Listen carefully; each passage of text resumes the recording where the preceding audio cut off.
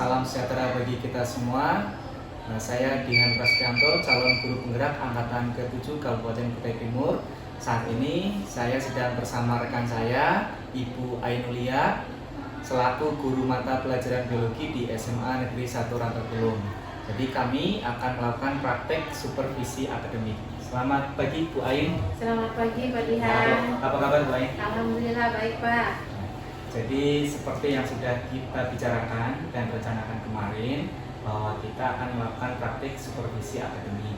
Nah, tapi sebelumnya ada beberapa pertanyaan yang ingin saya ajukan sebagai langkah persiapan atau pra-observasi. Bu Ain bersedia untuk saya tanya-tanya? Ya, siap Pak. Oke. Jadi pertanyaan yang pertama terkait tujuan pembelajaran yang ingin Ibu capai nanti ketika praktek supervisi akademik itu apa? Ya, di sini saya mengambil materi tentang sistem ekspresi. Kebetulan yang pertemuan kedua, pertemuan pertama itu sistem ekspresi juga, tapi materinya tentang ginjal.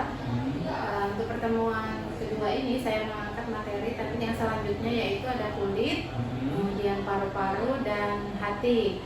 Nah, tujuannya diharapkan peserta didik ini mampu untuk menganalisis kelainan penyakit pada organ ekskresi kulit, kemudian paru-paru dan hati. Kemudian setelah itu diharapkan peserta didik itu mampu untuk menyajikan hasil dari menganalisis tersebut, bisa dituangkan dalam bentuk deskripsi, kemudian peta konsep ataupun mind mapping.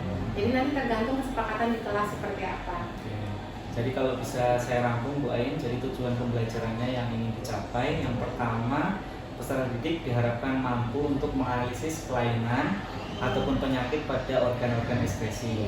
Kemudian yang kedua, peserta didik diharapkan mampu menyajikan hasil dari menganalisis penyakit ataupun kelainan tadi lewat beberapa produk yang nantinya akan disepakati di kelas dulu ya Bu Ain. Iya Pak. Oke, saya lanjutkan Bu Ain. Kemudian area pengembangan apa yang hendak dicapai pada saat pembelajaran nanti Bu Ain? Area pengembangan yang ingin saya capai meningkatkan kemampuan menalar peserta didik terkait dengan materi sesuai dengan tujuan yang tadi, materi sistem ekspresi melalui pembelajaran berdiferensiasi yang terintegrasi dengan kompetensi sosial emosional. Baik. Jadi kalau bisa saya rangkum tadi, untuk area pengembangannya Ibu fokus pada meningkatkan kemampuan bernalar siswa Bu ya. Di sini lewat pembelajaran berdiferensiasi dan kompetensi sosial emosional. Kemudian untuk pertanyaan selanjutnya, strategi apa yang sudah Ibu persiapkan atau sudah dipersiapkan untuk pembelajaran nanti Bu? Ya, strategi yang saya persiapkan karena tadi kan terkait dengan pembelajaran berdiferensiasi. Jadi di situ yang saya siapkan media pembelajaran, contohnya video pembelajaran, kemudian ada PPT, setelah itu ada gambar-gambar terkait dengan berbagai macam kelainan pada organ ekskresi. Setelah itu ada juga teks terkait dengan yang saya tuangkan di dalam LKPD. Jadi di sini Ibu menyiapkan beberapa media Bu ya? Iya, media pembelajaran. Kemudian tadi juga kan mengangkat kompetensi sosial emosional. Jadi di sana sebelum pembelajaran saya menyiapkan ice breaking untuk meningkatkan konsentrasi peserta didik. Begitu Pak Dihan. Oke, jadi di sini kalau boleh saya tarik kesimpulan, strategi yang sudah Ibu persiapkan, yang pertama menyiapkan beberapa macam media pembelajaran. Nah, kemudian yang kedua ice breaking di awal pembelajaran. Jadi ada dua strategi yang Ibu persiapkan guna mencapai area pengembangan tadi, yaitu meningkatkan kemampuan mengalah peserta didik. Baik, saya rasa sudah cukup untuk pertanyaan yang saya ajukan. Saya harap Bu Ain bisa nanti lancar dalam proses pembelajarannya sesuai dengan perencanaan yang sudah Bu Ain siapkan. Amin. Semoga mudah-mudahan nanti kita bisa bekerja sama di dalam praktek supervisi kali ini Bu ya. Iya Pak, terima kasih Pak Dihan. Sama-sama Bu Ain. Baik, demikianlah tadi tentang persiapan atau pra-observasi yang sudah kami lakukan antara saya dengan Bu Ain selaku guru mata pelajaran Biologi di SMA Negeri 1 Rangka Bulong. Saya ucapkan sekian dan terima kasih. Wassalamualaikum warahmatullahi wabarakatuh. Waalaikumsalam. Assalamualaikum warahmatullahi wabarakatuh. Waalaikumsalam warahmatullahi wabarakatuh. Selamat pagi. Pagi. Sehat semuanya? Sehat. Sekretaris siapa yang tidak hadir? Lina, Sakit, Hendrik. Oke, terima kasih. Sebelum kita memulai pembelajaran, alangkah lebih baiknya kita berdoa terlebih dahulu. Silakan ketua kelas memimpin doa. Doa selesai. Oke, terima kasih. Kita jalan dulu ya. Sementara doa berarti tangannya orang yang di bawah harus naik ke atas. Kalau doan berarti yang di atas harus ke bawah.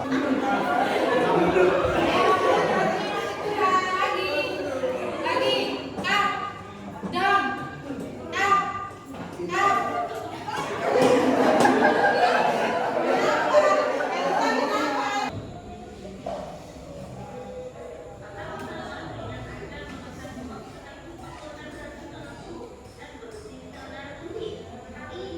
Di situ adalah yang dibahas fakta unik dari keringat. Apa aja yang kalian dapat tadi?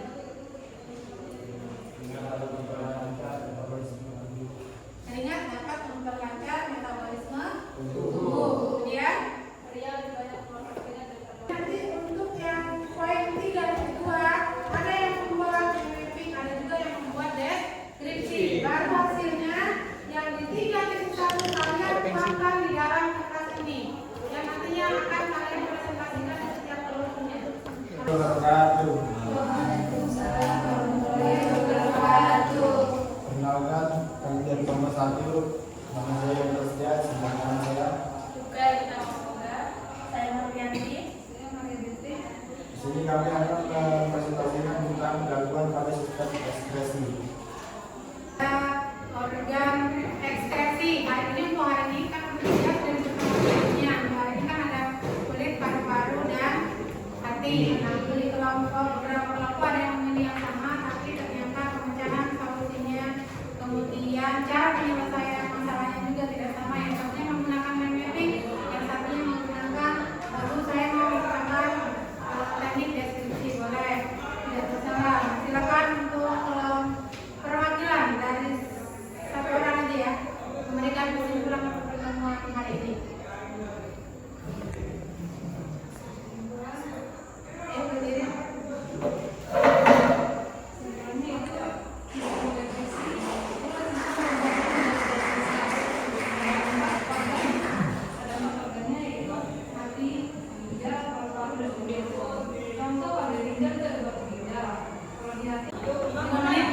Silakan dibuka di HP-nya, di grup WA.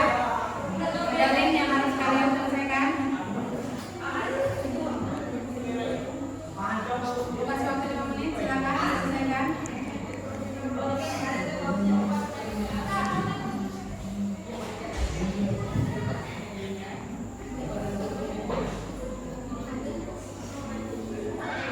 Assalamualaikum warahmatullahi wabarakatuh. Selamat pagi dan salam sejahtera bagi kita semua. Perkenalkan, saya Dihan Prasetyanto, calon guru penggerak angkatan ke-7 Kabupaten Kutai Timur. Saat ini saya sedang bersama Ibu Ainulia, guru mata pelajaran biologi SMA Negeri 1 Rangka Bulong, dan bersama pengajar praktik saya, Pak Andi Barudin. Kami hari ini akan melakukan kegiatan pasca observasi dalam rangkaian kegiatan supervisi akademik. Baik, selamat pagi Bu Ain. Pagi Pak Dian. Ada kesibukan apa hari ini? Alhamdulillah tidak ada Pak, karena kebetulan tidak mengawas ujian. Nah, kalau begitu saya mohon izin mungkin meminta waktu Ibu Ain sebentar terkait rencana kita kemarin setelah kegiatan observasi di kelas. Maka saya akan melakukan tahapan berikutnya, yaitu pasca observasi. Nah, nantinya saya akan memberikan beberapa pertanyaan terkait pengalaman-pengalaman Ibu ketika pembelajaran di kelas. Bu, siap ya? Insya Allah siap Pak. Baik Bu, mungkin yang pertama Yang jelas tujuan dari pasca observasi ini atau kegiatan pasca observasi ini saya ingin menggali lebih dalam pengalaman Ibu, kemudian rencana-rencana Ibu nantinya ketika ada pembelajaran di berikutnya gitu ya. Nah, yang pertama mungkin terkait refleksi dulu pembelajaran. Nah, bagaimana perasaan Ibu setelah melakukan pembelajaran di minggu kemarin? Perasaan saya saat proses pembelajaran kemarin senang Pak, senang karena bisa melaksanakan tahapan-tahapan proses pembelajarannya sesuai dengan di perangkat pembelajaran walaupun belum secara maksimal. Kemudian tapi ada titik tidak puasnya Pak ya, karena memang tadi itu ada yang belum maksimal dalam proses pembelajarannya. Oke, mungkin bisa diceritakan kembali Bu, proses pembelajaran saat di kelas kemarin itu, Ya. apa saja yang sudah Ibu laksanakan?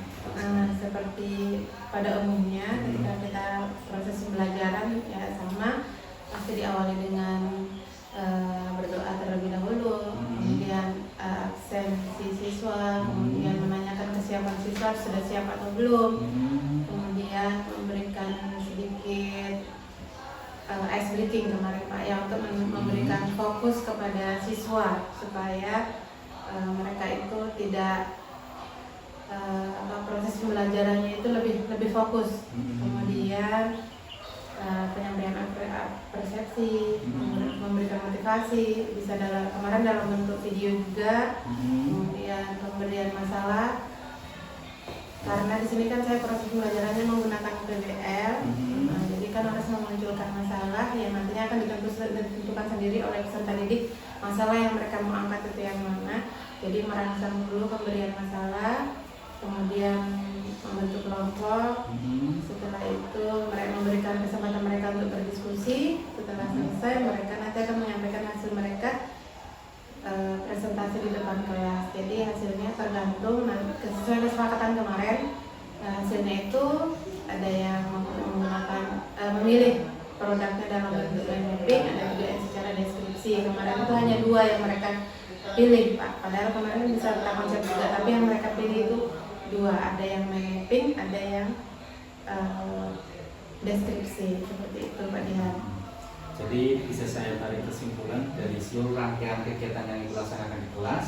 Tadi muncul pembelajaran diferensiasi Bu ya. Jadi Ibu membedakan konten pembelajarannya melalui media pembelajaran baik yang audiovisual, kemarin juga ada teks, kemudian ada juga yang gambar-gambar Bu ya.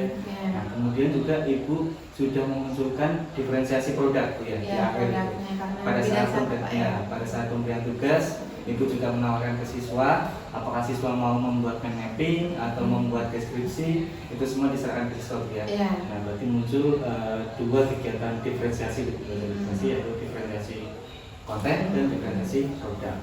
Nah, menurut Ibu nih, selama melakukan kegiatan pembelajaran atau proses pembelajaran di kelas, itu apa saja yang menurut Ibu sudah tercapai dan apa saja yang belum tercapai?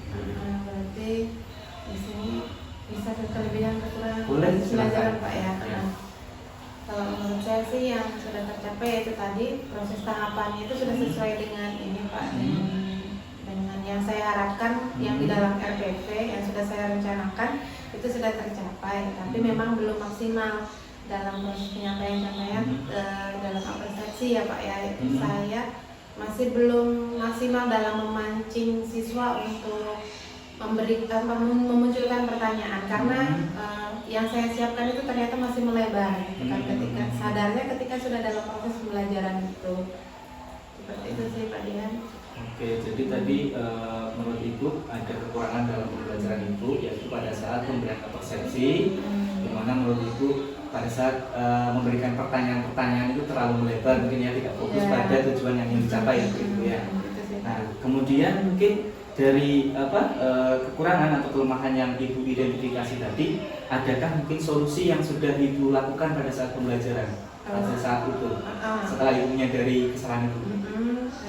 Jadi berusaha lagi Pak memfokuskan kembali. Jadi saya tidak bertitik fokus pada yang persepsi yang saya berikan. Jadi saya sedikit mengalihkan supaya mereka lebih kan tadi melebarkan Pak, lebih fokus lagi ke materi yang akan saya sampaikan. Jadi ada sedikit perubahan lah Pak di situ ya secara tiba-tiba, karena saya menyadari ada ini kayaknya terlalu lebar nih, jadi saya harus fokuskan ke permasalahannya. Ada karena kan saya mengangkatnya di situ tujuannya kan mereka agar mampu mengidentifikasi masalah terkait dengan sistem ekspresi, gangguan pada sistem ekspresi. Jadi mungkin lebih difokuskan lagi kemarin saya fokuskan lagi. Jadi hambatannya mungkin tadi pada saat pemberian persepsi Ibu terlalu melebar sehingga anak-anak kurang fokus pada materi yang akan Ibu sampaikan, dan Ibu sudah menemukan solusinya di akhir pembelajaran untuk berusaha memfokuskan kembali siswa-siswa tersebut supaya bisa fokus ke tujuan yang ingin dicapai itu ya. Nah, kemudian pada saat pembelajaran saya juga melihat Ibu menampilkan kompetensi sosial emosional pada saat ice breaking Bu ya. Nah itu ada nggak kira-kira catatan khusus selama Ibu melaksanakan pembelajaran sosial emosional? Kan kalau ini baru beberapa kali ya Pak ya, saya mencoba menggunakan ini kan sepertinya menarik gitu menggunakan itu, tapi di sini memang agak susahnya itu karena kan mereka belum terbiasa. Mereka belum terbiasa dengan hal-hal seperti, maksudnya mungkin bukan hanya saya, mungkin ada beberapa rekan juga yang belum terbiasa menggunakan itu, jadi mereka juga kayaknya menemukan hal baru. Jadi itu untuk mengatur mereka, ayo mengajak mereka itu mungkin agak sulit di awal, tapi ketika sudah ngalir mereka sudah paham, karena mereka belum ngerti kan ketika saya menjelaskan, Bu ini maksudnya bagaimana, ketika mereka sudah paham mereka senang, menarik, menurut mereka itu menarik, terlihatnya itu senang gitu, antusias mereka.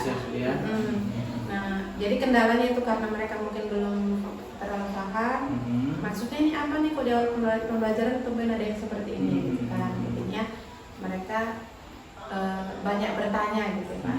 Tapi setelah mereka sudah paham, mereka sangat senang. Kalau saya lihat sih antusias sekali untuk mengikuti ice breaking itu awal proses pembelajaran. Terus kemudian terkait dengan tujuan yang ingin dicapai, itu kan tadi sudah menunjukkan pembelajaran diferensiasi, kemudian pembelajaran dengan berbasis kompetensi sosial emosional. Nah kira-kira ada nggak perbedaan sebelum Ibu melaksanakan pembelajaran diferensiasi sama sudah yang kemarin? Ya menurut saya sih sudah Pak, sudah ada perbedaan ya. Karena mereka ini tidak semua siswa itu kan tergantung dari karakter ya Pak. Proses pembelajaran itu kan dilihat dari karakter peserta didik yang beragam. Jadi ketika saya memunculkan beberapa media pembelajaran saya, mereka terlihatnya itu ada yang ketika melihat video mereka ada yang berani bertanya, ketika ada juga yang tidak berani bertanya karena kan mereka mungkin tidak tertarik dengan itu, mereka lebih senang ke gambar atau lebih senang membaca teks. Nah ketika mereka menemukan posisi karakter mereka masing-masing baru mereka berani bertanya seperti itu. Berarti sesuai dengan gaya belajar mereka ya. Kemudian Bu, mungkin ini pendapat pribadi Ibu dari yang sudah dilaksanakan Ibu dalam pembelajaran. Kalau kita misalnya mau ukur dengan angka Bu ya, dari skala 0 sampai 10, kira-kira Ibu bisa menilai di angka berapa kemarin untuk pembelajaran yang sudah dilakukan kemarin? Ini menurut saya Pak, saya menilai diri saya sendiri ya. Kalau menurut saya, karena saya merasa di itu sih Pak, di persepsi aja yang saya kurang ini, jadi mungkin saya berani menilai 8 Bu ya? Iya. Oke, di angka 8 Bu ya untuk kemarin. Nah, kan Ibu tadi sudah merefleksikan pembelajaran, ketemulah hambatannya, ketemulah kendalanya. Nah, kira-kira tindak lanjut ke depannya seperti apa Bu di pembelajaran berikutnya supaya target Ibu di awal tercapai? Kalau tadi di angka 8, target Ibu ke depan di angka berapa? Pengennya sih ditingkatkan lagi sih Pak. Di angka berapa kira-kira? Kalau bisa sih 9. Nah, kemudian strateginya seperti apa Bu? Pengennya Pak ya, karena kan tadi kendala saya itu di persepsi. Nah, saya berarti kan kemungkinan kesiapan saya itu masih kurang. Jadi harus mampu menganalisis lagi persepsi yang tepat untuk proses pembelajaran ini yang nantinya akan mencapai suatu tujuan itu. Kemudian tadi kan ada kendala juga terkait dengan karakter siswa yang beragam. Nah di sini karakter peserta didik yang beragam, jadi saya harus lebih memaksimalkan. Tadi memang sudah sih Pak banyak memunculkan media pembelajaran, tapi harapan saya kedepannya mungkin saya harus lebih pendekatan terhadap siswa. Bisa belajarnya kan tidak harus saya di depan, siswa di atau saya dikelilingi, bisa juga kan tidak harus menggunakan meja dan kursi seperti saya. Mungkin pendekatannya lebih supaya lebih maksimal lagi untuk mereka lebih paham terhadap materi yang saya sampaikan. Seperti itu sih Pak Dihan. Oke, saya rasa cukup. Terima kasih Bu sudah berbagi pengalaman Ya. dengan saya. Dan alhamdulillah saya juga mendapatkan ilmu baru dari Ibu terkait dengan kendala tadi, kemudian solusi yang sudah Ibu tawarkan, dan nanti Ibu yang akan Ibu lakukan di pembelajaran berikutnya. Nah, mudah-mudahan apa yang sudah kita lakukan ini bisa menjadi pembelajaran kita bersama supaya kualitas pembelajaran kita bisa meningkat di pembelajaran berikutnya. Terima kasih Ibu, terima kasih Pak Andi. Sekian dari kami. Kurang lebihnya saya mohon maaf. Saya akhiri. Wassalamualaikum warahmatullahi wabarakatuh. Waalaikumsalam.